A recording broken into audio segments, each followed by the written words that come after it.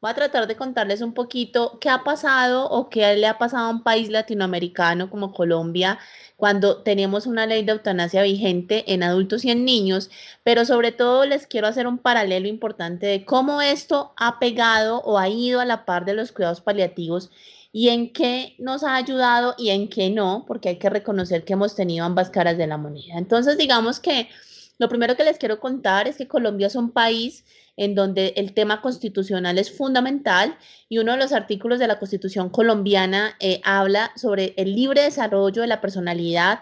para todas las personas del territorio nacional en Colombia. ¿Y por qué quiero como hacer énfasis en este punto para empezar? Y es porque en nuestro país se le da mucha importancia al contexto de autonomía de las personas y en salud al contexto de autonomía del paciente. Y en esto ha hecho que se lideren muchos asociaciones, o digamos que grupos no científicos, grupos de asociaciones de pacientes, en donde hacen una gestión importante por un tema que en Colombia se ha llamado, y lo pueden encontrar así en internet, el derecho a morir dignamente. Entonces, digamos que de esto surge un poquito como para que vayamos entendiendo qué pasó en el país. Entonces, digamos que nos vamos como a la época de los 80 y realmente si fuésemos hacia atrás en la norma, Colombia es un país muy de leyes, aparte que como lo van a ver en el transcurso de esta conversación,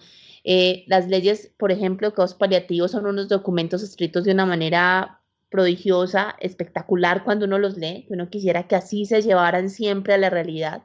Pero desde 1980, o sea, estamos hablando casi 30 años atrás, ya en Colombia estábamos hablando del homicidio por piedad.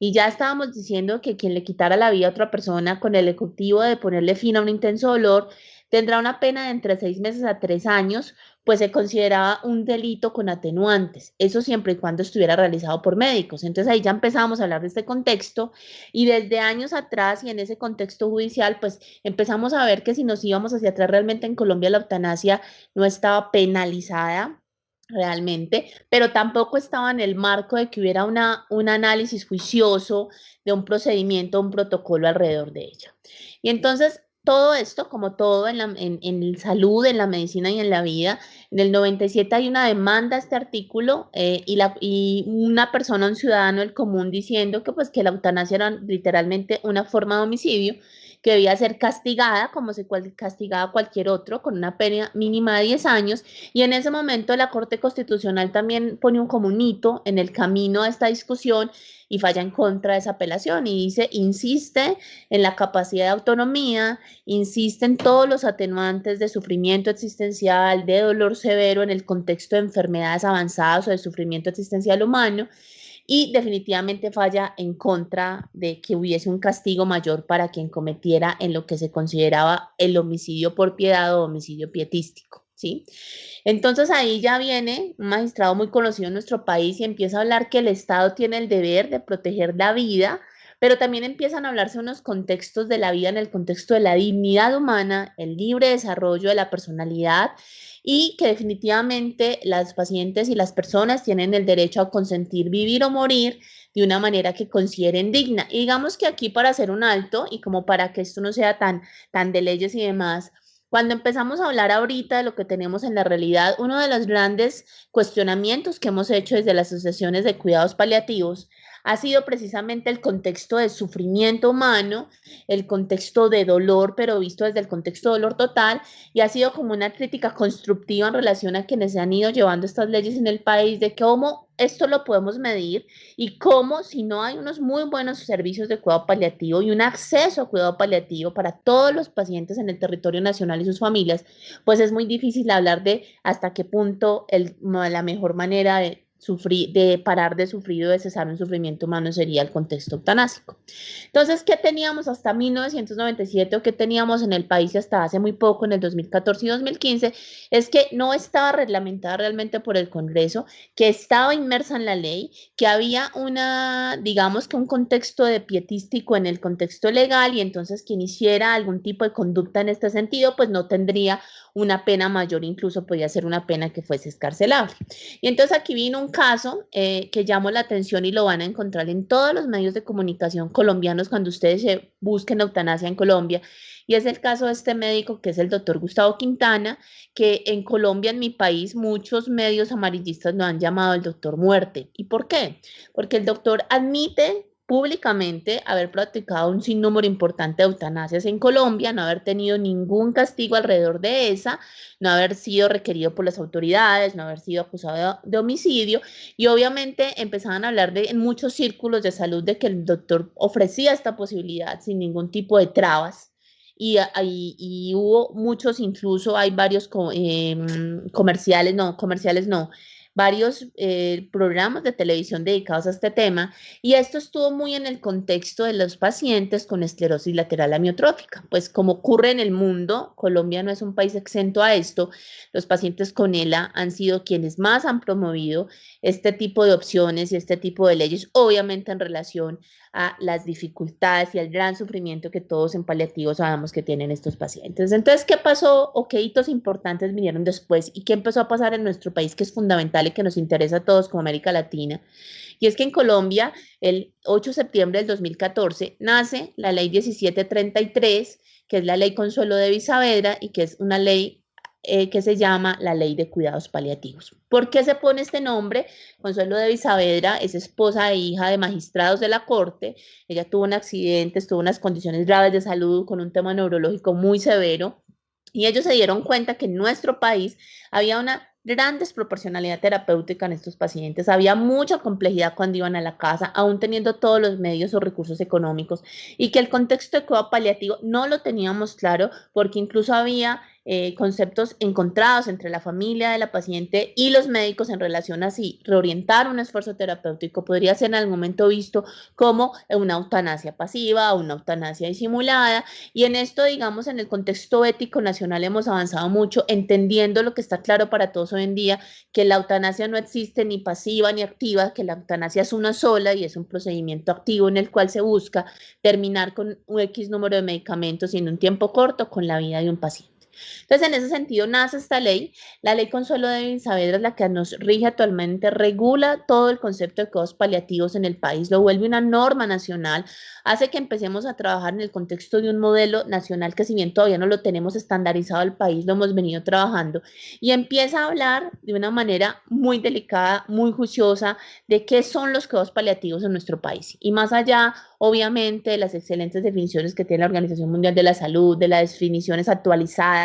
de consenso que hemos visto ahorita con todo el trabajo IHHPC, pues en Colombia dan una definición puntual donde dicen que son los cuidados apropiados para un paciente con una enfermedad terminal, como bien lo dijeron ahorita, la terminalidad dada por la enfermedad, y ya no hablamos más de pacientes terminales, crónica, degenerativa, irreversible en el tiempo, y nos contextualizan que estos pacientes no solamente necesitan un apoyo médico de control de dolor, sino que además necesitan un apoyo psicológico para él y su familia. Hablan de que lo más importante es ver ese paciente en un contexto de calidad de vida, de control de síntomas, una medicina paliativa que afirma la vida que hay antes de la muerte, pero considera el morir como un proceso normal, pero un proceso en el contexto de calidad de vida. Y habla con otras terminologías, la ley es larga y como a Juan Pablo pues le puedo compartir luego todos estos documentos, ya lo habíamos hablado una vez, para que la lean y vean cómo habla muy bien del tema de atención domiciliaria, atención hospitalaria, atención ambulatoria, todo el soporte familiar, todo el soporte psicosocial, todos esos cuidados que deben haber después de la muerte del paciente con su familia. Entonces, digamos que esto es un hito en la medicina en Colombia y tenemos esta ley que nuestro trabajo ha sido grande en todos estos años de lograr que esta ley realmente se cumpla y que lo que está en el papel se lleve pues a la vida real. Obviamente todavía pues tenemos un gran camino para recorrer. Pero paralelo a esta ley viene en el mismo año una sentencia, y entonces de las cosas que quiero llamar la atención a ustedes en el contexto de que están ahora debatiendo posiblemente a futuro esta ley de eutanasia, es que esta ley no nace en el contexto que debería nacer y es de la academia, del análisis juicioso, de las necesidades de pacientes y familias en general, de lo que estamos viendo, de cómo equilibrar el concepto de paliación versus el concepto de eutanasia, sino que nace en un contexto muy de la corte y muy de sentencias de demandas en una cosa que llamamos aquí en Colombia las tutelas, que son acciones a través de las cuales las personas exigen derechos que tienen ganados, y entonces hablan de un concepto de derecho a morir con dignidad en mayores de edad, y debido a una acción tutelar de una persona que requería y se le fue negado morir bajo un contexto de eutanasia, se le obliga a la Corte y se sentencia que en Colombia tenemos a través de la sentencia T970 del 2014, que miren que nace al mismo año de la ley de consuelo de Isabel de cuidados paliativos, la ley de derecho a morir con dignidad en mayores de edad, la que se ha llamado en Colombia, cosa que también desde las unidades y desde los grupos de cuidado paliativo, pues hemos dicho que no es el término que quería tener la ley de muerte digna. ¿Por qué? Porque todos los que trabajamos en cuidados paliativos sabemos que si bien habrá pacientes que después de haber tenido acceso a todo, de haber podido tener acceso a un excelente modelo paliativo para él, para su familia, los medicamentos de control del dolor y a todo este contexto, pudiesen terminar deseando morir bajo esta figura, pero son un sinnúmero pequeño de pacientes probablemente porque la experiencia nos ha enseñado que cuando un paciente, por ejemplo, en un hospital nos dice es que yo quiero una eutanasia, lo que vemos es que realmente lo que quería era control de dolor y cuando entra a los servicios de cuidado paliativo, ese concepto de querer morir bajo esa vía, pues ya no es lo que quiere el paciente. ¿Qué es importante y qué pasa con esta solicitud? Entonces, que empieza a haber todo un boom en el país, toda una serie, porque Colombia además es un país religioso y obviamente la religión y la iglesia pues siempre están muy pendientes de lo que pasa a su alrededor y empieza a haber un concepto generalizado de, bueno, ¿esto en qué consiste? ¿Cómo se va a hacer? ¿Cómo se va a realizar? ¿Y qué es? ¿Cómo van a llegar los pacientes a esto? ¿Quién la va a pedir? ¿Quién la va a realizar? Entonces el ministerio empieza un trabajo gigante para poder llegar como a dar respuesta a todas estas cosas. En ese contexto, como para hacer el paralelo de lo que nos iba pasando con cuidado paliativo, empezamos desde las asociaciones a alzar la mano y a decir, mire, es que necesitamos que nos escuchen. Esta ley hay que analizarla, hay que revisarla y hay que aclarar un sinnúmero de conceptos como hablar de enfermedades terminales y no enfermos terminales, porque a veces la ley se refería en esa condición, definir muy bien el contexto de autonomía del paciente, pero también cómo vamos a medir el sufrimiento humano individual, o sea, cómo mido yo mi sufrimiento versus el sufrimiento ajeno y ese contexto de dolor total. Hablar de los conceptos de espiritualidad versus el de religiosidad, entendiendo que en cuidados paliativos pues queríamos que hubiera un contexto de espiritualidad que trascendiera a estas personas y entendiéramos en el contexto en el que la ley ya nos iba a poner. Entender los derechos de los pacientes, pero también ver sus necesidades, porque por contarles simplemente a lo que nos pasó cuando todo esto empezó en la unidad de cuidado paliativo, un día estábamos en consulta, nosotros somos un centro de referencia, un hospital de alta complejidad, y venía un paciente de una complejidad menor, digamos de un pueblo, a 2 horas y media de la ciudad donde yo estoy, entró a la consulta, incluso en el automóvil del hospital del pueblo, con la enfermera, su familia, y entraron muy asustados. Entonces no entendíamos qué pasaba el paciente venía tranquilo él, pero su familiar venía asustada, sudaba, la enfermera estaba súper colapsada. Yo pensaba, ¿pero qué les pasará? Y es que entendieron que venir a la consulta de cuidado paliativo era porque le íbamos a aplicar la eutanasia al paciente. Entonces, obviamente, reestructuramos todo el tema, hablamos con el paciente nos decía, no, doctora, es que yo cuando me dijeron cuidados paliativos y me preguntaron que si yo quería morirme, si seguía con este dolor, pues yo dije que sí, pero yo vengo acá es para que me quiten el dolor, porque yo quiero estar bien el tiempo que pueda al lado de mi familia. Entonces, eso como anécdota, pero solo como por contarles todo lo que este tema puede generar y cómo desde cuidado paliativo es una obligación absoluta participar en estos debates, estar allí, ustedes que tienen la oportunidad de estar antes de que salga la ley, porque aquí en Colombia lo podemos hacer después de que la ley ya está, y hacer parte de todo este proceso para el bien entendimiento que evidentemente los cuidados paliativos son una necesidad 1A, prioridad absoluta, antes de pensar en este tipo de leyes. Entonces, posteriormente, vinieron una serie de cambios y resoluciones en este contexto de todas las reuniones con expertos, de las reuniones con asociaciones de cuidado paliativo, con asociaciones de todo el comité de ética y demás de todos los hospitales y todo lo que pasaba en el país, y vieron las resoluciones de qué implicaba este contexto de eutanasia, que implica una conducta en que un médico o un profesional de la salud va a causar la muerte por vía de unos medicamentos específicos, cuando un paciente, entonces empezaron a aparecer como las regulaciones y se las voy a resumir, qué era lo que decía la norma. Un paciente que debe tener una enfermedad definida ya por un modelo de cuidado paliativo, o sea, que debe ser crónica, incurable, irreversible en el tiempo y que no tienen que haberse agotado todas las posibilidades de curación,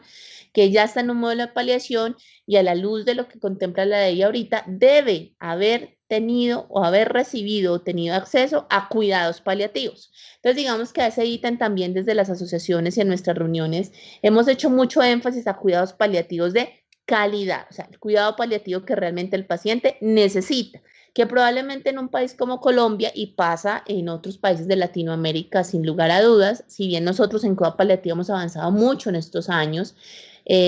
seguimos teniendo regiones del país donde sería impensable que hubiese un paliativista o incluso que alguien pudiese tener acceso a medicamentos tipo morfina o hidromorfona. Entonces es muy importante que quede claro que el paciente para llegar a este punto tiene que haber tenido cuidados paliativos de calidad. Y entonces pasó algo que también lo pueden encontrar en las redes con mucha facilidad, y es que el matador es una persona muy reconocida en nuestro país, un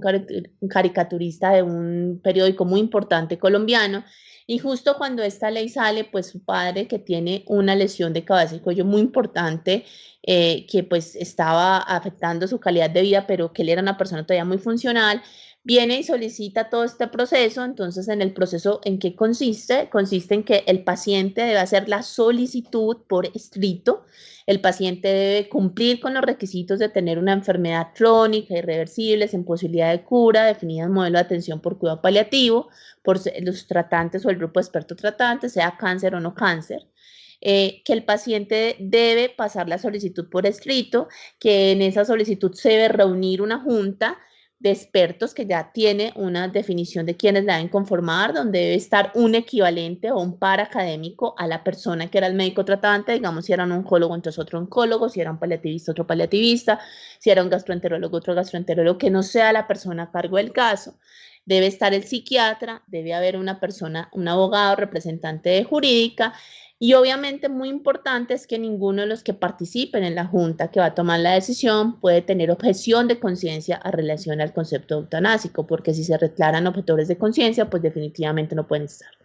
La junta tiene hasta 15 días para reunirse hábiles y tiene hasta 15 días para dar el concepto y la definición de qué es lo que se quisiera o qué es lo que se consideraría en ese contexto de la enfermedad, de esa solicitud del paciente. Entonces, este paciente, su familia hizo todo el proceso inicialmente en la institución donde se consideró que no cumplía, porque se consideró que era muy difícil de establecer que tuviera un sufrimiento existencial, porque el paciente se veía funcional, se veía bien, estaba con un buen Karnofsky, un buen ECOG, y se negó esta solicitud. Una vez se negó, vinieron todos estos, digamos, por decirlo, caricaturas que estamos viendo. Se empezó a hablar de que era que las EPS no querían, que se estaban poniendo todas las barreras, que los médicos no queríamos soltar a los pacientes. En fin, hubo todo un contexto, y posteriormente pues vino una solicitud de una segunda estancia, y en esa segunda estancia se definió que el paciente pues sí iba a ir a eutanasia, y fue la primera eutanasia pues que se hizo pública y de manera clara. Incluso las fotos de todo ese proceso salieron en un medio de comunicación también del país.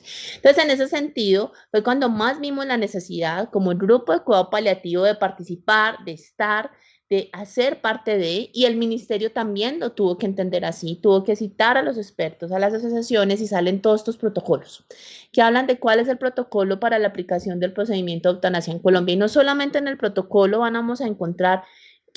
cuáles son los criterios de inclusión, cómo es el proceso, quién puede acceder, cómo se toman las decisiones, luego la junta que hay que revisa posteriormente los casos posteriores de la aplicación, sino también quién la debe aplicar, en qué contexto, qué medicamentos. Hay un protocolo de medicamentos definido, y el número de tiempo, los minutos en los cuales el paciente va a fallecer, quién va a llenar el certificado de función, cómo se va a poner este diagnóstico en el certificado de función de muertes por eutanasia. Y entonces se empezó a trabajar todo en este contexto, pero vuelvo e insisto, voy a ser súper enfática durante toda la exposición. Todo el tiempo nosotros desde cuidados paliativos diciendo que lo más importante para estas personas y lo más importante para tener una ley en este contexto es potenciar realmente, pensar realmente en primero en tener unos excelentes accesos, leyes y un excelente modelo de atención en cuidado paliativo. Porque realmente, y vuelvo e insisto, la vida nos está enseñando aquí en el país donde esto ya es legal y pueden acceder a él, que la gente realmente busca es cuidados paliativos, control de dolor y de síntomas, porque creo que todos hemos dicho en algún momento de la vida, en el contexto de cualquier dolor, que prefiero morirme a seguir con este dolor. Y eso es lo que nos pasa a nuestros pacientes, y es en lo que hemos trabajado fuertemente en un país en donde a su momento, cuando salió la ley, éramos el quinto país del mundo en tener eutanasia legal en adultos. Pero obviamente si comparábamos cuáles eran los otros países, pues por ejemplo Holanda o Canadá. Y yo que tuve la oportunidad de estar en Holanda el año pasado un tiempo largo y revisar, ellos tienen un modelo claro de eutanasia, suicidio asistido más legal, pero cuando uno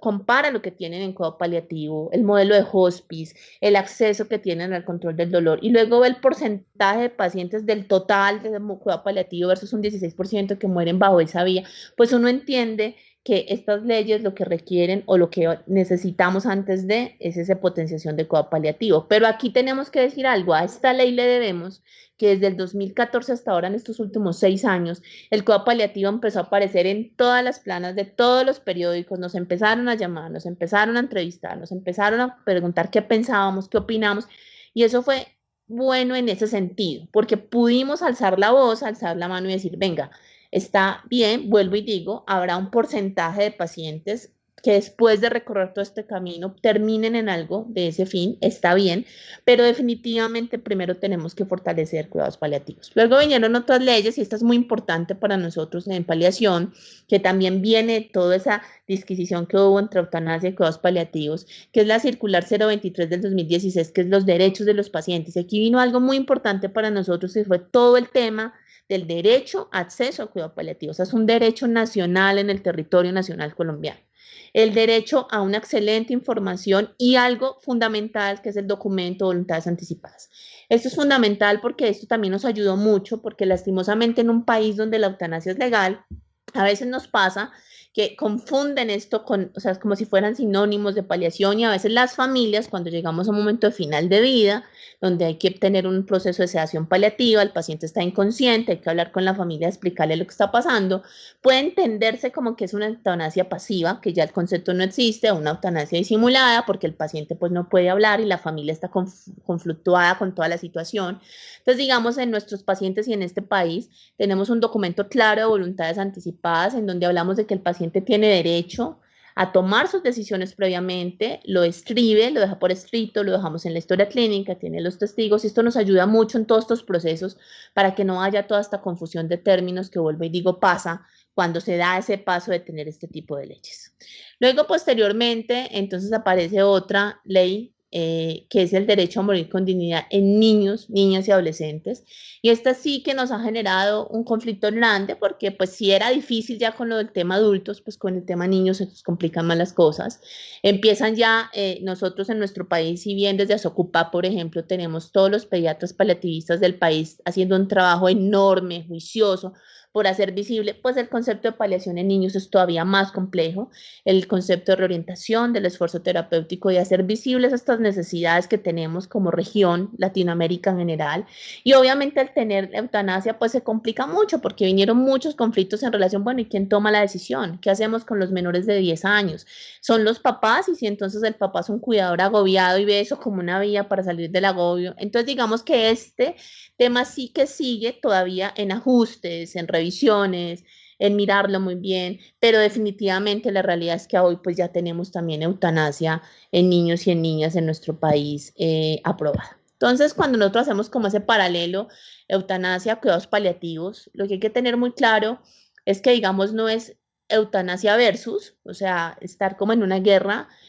Claramente vuelvo a insistir mucho en este concepto, somos unos convencidos en el país como asociación y como grupo de paliativistas que el cuidado paliativo es lo primero, es lo que es la necesidad, entendiendo que en algún momento pudiese haber algún caso, vuelvo y digo, en donde al pasar por todo, pues tomen una decisión de ese tipo,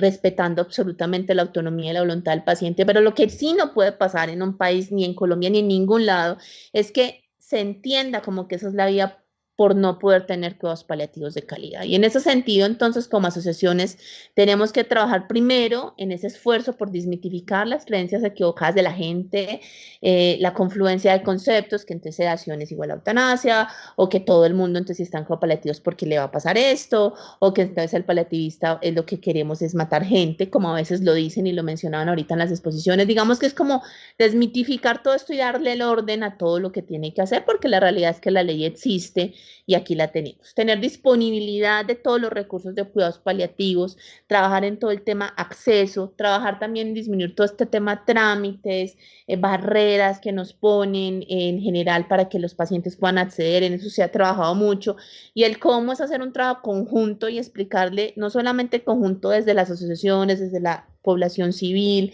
desde el ministerio, desde los tomadores de decisiones, en un absoluto cabildeo, desde la población del común, nuestros pacientes y nuestras familias, y también desde la academia, o sea, todos trabajando juntos y construyendo para que si, por ejemplo, en Chile ahorita van a pensar en una ley como esta, pues nazca desde la necesidad de poner los cuidados paliativos y obviamente abrir esta opción, pero dejando muy claro la importancia que el concepto de cuidados paliativos y paliación tiene para esto. Posteriormente,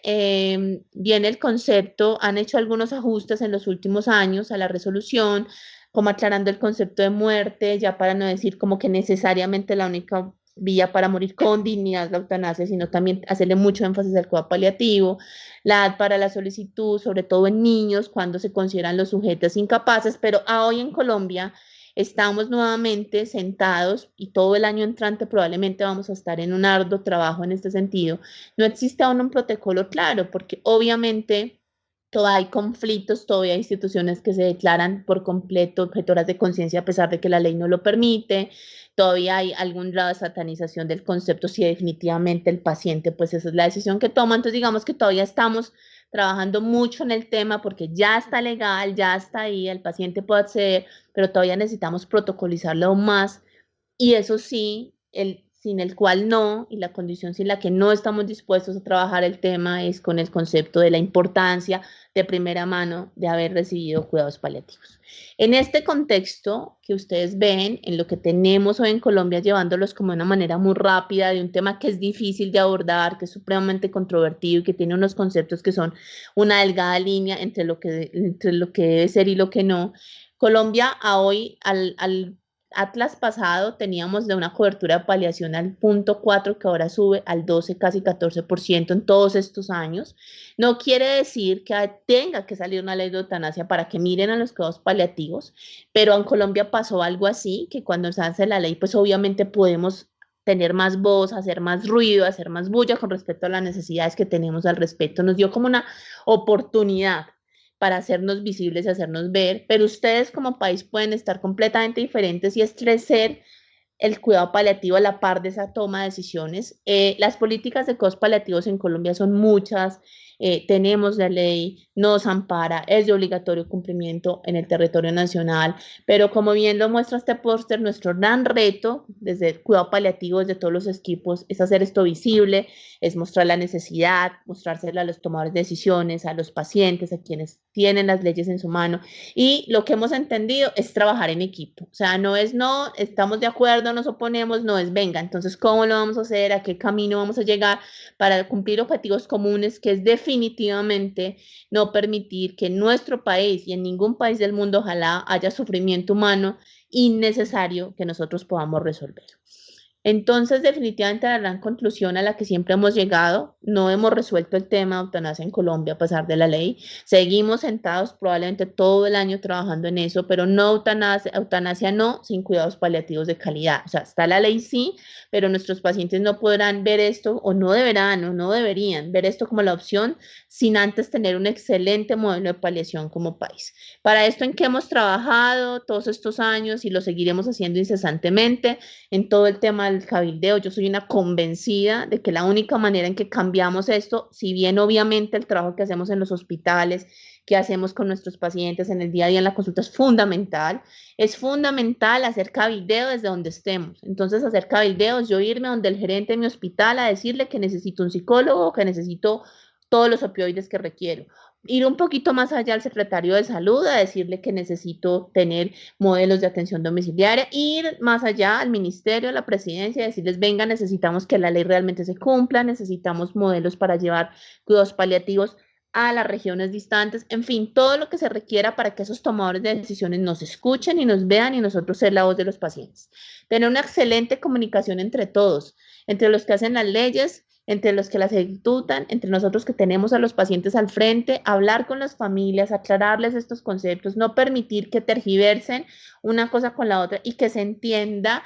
que no es definitivamente una guerra contra el concepto eutanásico para nada, sino que es la importancia de primero cuidados paliativos y después la opción que quede si el paciente así lo requiere, pues que venga y se haga juiciosamente, pero siempre primero con cuidados paliativos a la cabeza, que haya acceso a cuidados paliativos y definitivamente que hayan coberturas nacionales, que no hayan lugares donde esto no se pueda hacer o no se pueda lograr. Y obviamente en el contexto de eutanasia, cuidados paliativos, pues definitivamente algo que todos los aquí presentes lo saben, Juan Pablo y Anita lo tienen inmerso en su ser, eso, de eso estoy segura, y es que cuando generalmente dicen que no hay nada más que hacer, aquí en este contexto de cuidados paliativos sabemos que es cuando empieza todo lo que hay por hacer, y eso es lo que necesitamos que los pacientes entiendan, porque probablemente así todos gritarán que lo que quieren es cuidados paliativos y que es la necesidad real. Eso es básicamente como Juan lo que les quería compartir muy rápidamente, un tema que es difícil, espinoso, pero muy importante de hablar. Muchas gracias,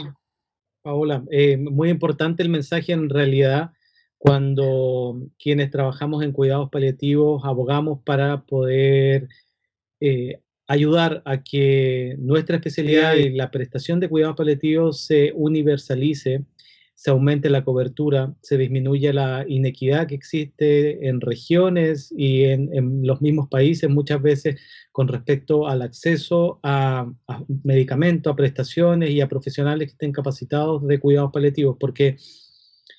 te comento que en algún momento cuando estuvimos hablando con los que llevan adelante las leyes, que son habitualmente políticos con la intención de legislar el tema de la eutanasia, muchas veces nos hablaban de que el deseo de eutanasia debe ser un deseo libre, repetido, y que no esté sometido a ninguna presión externa. Y nosotros los confrontábamos habitualmente que cuando no existía cuidados paliativos y acceso adecuado, obviamente eso era una presión que estaba presente en el paciente y para poder optar por aliviar su sufrimiento de la manera no más adecuada que es la que planteaban con respecto a la eutanasia. Total, es que ellos, digamos que a veces el no tener cuidados paliativos es la limitante fundamental para tomar una decisión eutanásica. Por eso les contaba de la experiencia en Holanda, cuando uno está allí y ve todo lo que tienen en un modelo hospice juicioso, en acceso 24/7, en excelente atención domiciliaria, en hospitales en donde el paciente oncológico, en paliación, en oncológico es una prioridad y es un modelo nacional con recursos establecido, pues uno entiende que quien en un país como esto solicite morir por vía de eutanasia, pues ya tuvo todas sus opciones y las tiene además todas, pero esa no es la realidad de nuestros países. O sea, lastimosamente eso no es lo que nosotros vivimos el día a día y definitivamente tengamos o no la ley que probablemente va a terminar estando en muchos países de Latinoamérica, lo más importante es que siempre medie la opción de cuidados paliativos de calidad, o sea, siempre. Y vuelvo y digo, Colombia fue al revés, vino y nace todo en un contexto político de leyes, donde luego nos llaman, pero ya cuando todo está aprobado, o sea, ya la aprobamos, entonces ahora qué vamos a hacer, pero digamos ustedes todavía tienen la opción de hacer mucha bulla y mucho ruido y decir, listo, vamos a hablar del tema, pero seamos juiciosos, hagamos los caminos, veamos lo que ha pasado en otros países, miremos los inconvenientes que han tenido, comparemos lo que tienen países que tienen acceso a cuidado paliativo, qué porcentaje de pacientes van a vía eutanasia y entender qué es esto y que no es, pues no, absoluto no, no estamos de acuerdo, qué tal, no, es súper respetable en el contexto de autonomía de las personas, pero definitivamente de entrada el no tener acceso al cuidado paliativo hace que yo quiera aliviar mi sufrimiento a como de lugar. Y si no me dan otra opción, pues es la que tengo, es la que me queda y es lo que no debe pasar, ni en niños, ni en adultos, ni en nadie. Entonces yo pienso que en eso sí hay que empoderarse mucho como paliativistas y levantar la mano y decir, aquí estamos, por favor, escúchenos, que opciones hay muchas y hay que dárselas a los pacientes. Exacto, y es importante dejar en claro que son opciones absolutamente distintas y totalmente divergentes. El tema de la eutanasia y de cuidados paliativos son opciones absolutamente diferentes en relación al aliviar el sufrimiento. Y hay un aspecto súper importante que tú mencionaste que tiene que ver cómo es tan importante para los familiares los conceptos de las intervenciones, por ejemplo, la sedación paliativa, que no quede en el conocimiento o en la presunción de la familia que finalmente lo que se hace es eutanasia y no la intención real que es sedar, que es aliviar los síntomas que no se pudieron aliviar a través de otra vía que es sedación y que eso no significa que uno adelanta ni acelera la muerte. Eso es fundamental, aquí nos ha pasado mucho, porque antes habían unos conceptos equivocados y está todo este concepto de la eutanasia pasiva, la eutanasia activa, la ortotanasia, la eutanasia, pero todo esto lo hemos claramente aclarado en el contexto nacional académico, es no, mire, la eutanasia es una y es activa, y es Exacto. morir vía un medicamento para que su vida termine hoy aquí, ¿sí? El concepto de sedación incluso hay que, se los hacemos ver como el tema de si no lo logramos por otros métodos, puede que ni siquiera fallezca porque un porcentaje no especial de pacientes luego, sobre todo respiratorios, salen de una sedación intermitente, por decir algo. Y que entiendan que si bien puede morir en un contexto de sedación, el objetivo no era ese, porque es que el objetivo es lo que cambia. Y en eso, digamos que un trabajo grande que hemos hecho es todo trabajar en la planificación anticipada. Voluntades anticipadas, planificación anticipada, atención, hablar del tema de manera abierta y libre de qué pasaría en un momento final si no logramos controlar los síntomas, usted preferiría estar más dormido, más tranquilo en su casa, en el hospital, con su familia. Y cuando esto se empieza a hacer, ahí es donde se entiende la importancia de los equipos de cuidado paliativo, porque cuando nos pasa a todos, nos llaman a urgencias del paciente que debía haber estado en paliativo hace un año, nadie lo pasó, pero nos llaman el día que se va a morir. Ahí es donde vienen los reales conflictos, lo que no se entiende. Pero cuando ya es un paciente que lleva con nosotros una historia, meses, familia, reuniones familiares, todo fluye distinto. Esa es la principal comparación de por qué hay que trasladar los pacientes a cuidado paliativo temprano y entender que el cuidado paliativo sí tiene que ser la opción primera antes de cualquier cosa en las leyes. Y entonces uno debería legislar primero en excelentes servicios de cuidado paliativo antes de pensar en otras cosas que probablemente haya que legislarlas. No decimos que no, pero definitivamente primero el orden de las cosas, lo que es. Ya en la autonomía, quien tome una decisión, pero vuelvo y digo, uno tiene que tomar las decisiones cuando se le han dado todos los recursos. Porque si no se le han dado todos los recursos, esa decisión de entrada ya está incluso, como lo dicen en tu país, presionada de la manera equivocada, presionada por la ausencia del recurso, no presionada por la presencia, sino por la ausencia. Exacto, y fundamental lo que tú dices también de levantar la voz con respecto a enseñar cuáles son los conceptos, porque a veces quienes llevan adelante este tipo de leyes existen conceptos erróneos en la misma legislación con respecto a lo que significa eutanasia y confundir con otros aspectos en relación al alivio de síntomas muchas veces. Y eso Total, es es confundir la población. Es fundamental y obviamente respetando la autonomía, los derechos, la libre albedrío, eso es súper importante porque cada quien es autónomo en la toma de sus decisiones. Por eso aquí también se trabaja mucho en no confluir, no mezclar religiosidad, espiritualidad en ese contexto tampoco debe ser, eso daría para un webinar y tú lo sabes mejor que yo completo. Pero sí que quede la tranquilidad, la transparencia de que como país lo estamos haciendo todo para que esos pacientes tengan todo lo que necesitan y pues ya quien tome su decisión uno quede con la tranquilidad personal, recibió y se hizo todo lo que se debía. Eso es fundamental. Bueno, creo que ahí hay una gran misión también de unirnos de Latinoamérica porque existen iniciativas en distintos países y creo que uniéndonos como paliativistas obviamente podemos lograr también una mayor presión de poder desarrollar los cuidados paliativos de manera óptima. Total. Um, Siempre será una sí, oportunidad. sí, así es. Bueno, Paola, muchas gracias por estar presente hoy día y contarnos acerca de la experiencia de ustedes y del país en relación a este tema que en realidad es muy importante tenerlo presente, especialmente por las discusiones legales que existen en torno a él. Así que agradecemos que hayas dado parte de tu tiempo en poder estar con nosotros hoy Nada, día, ¿no? un Muchas abrazo gracias. gigante, un abrazo gigante a ti. Colombia. Chao.